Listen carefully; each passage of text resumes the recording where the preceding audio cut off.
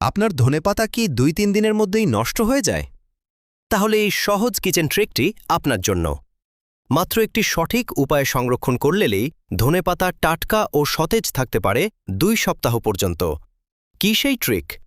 চলুন জেনে নেওয়া যাক। অনেকেই বাজার থেকে ধনেপাতা কিনে সরাসরি ফ্রিজে রেখে দেন, কিন্তু মাত্র কয়েকদিনের মধ্যেই পাতাগুলো কালো হয়ে যায়, নরম হয়ে যায় কিংবা পচতে শুরু করে।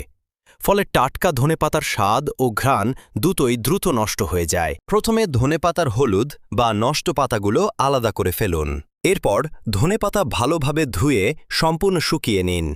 তারপর একটি এয়ারটাইট কন্টেইনার বা জিপলক ব্যাগে নিচে একটি শুকনো টিস্যু পেপার বিছিয়ে ধনেপাতা রাখুন। উপরে আরও একটি শুকনো টিস্যু পেপার দিন। এরপর কন্টেইনারটি ফ্রিজে সংরক্ষণ করুন। এই পদ্ধতিতে অতিরিক্ত আর্দ্রতা শোষিত হয়ে যায়। ফলে ধনেপাতা অনেক দিন পর্যন্ত সতেজ, সবুজ এবং টাটকা থাকে।